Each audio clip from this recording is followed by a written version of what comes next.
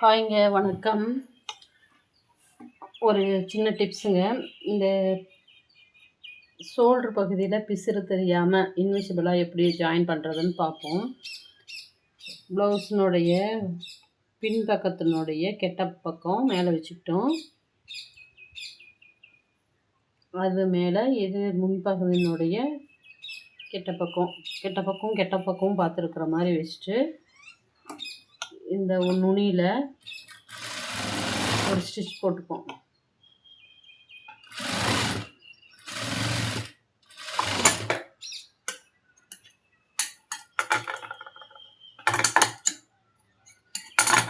நல்ல பக்கம் இதில் பிசுறு தெரியிற மாதிரி இப்படி ஸ்டிச் போட்டுட்டு பிறகு இதை அப்படியே உள்டா பண்ணி நம்ம எப்பயும் போல்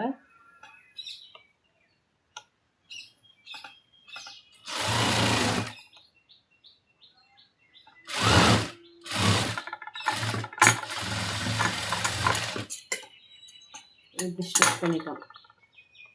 இப்போ மேல் பகுதி இது உள் பகுதி இது பிசுறு தெரியாமல் இன்விசிபிளாக இப்படி தான் ஸ்டிச் பண்ணணும்.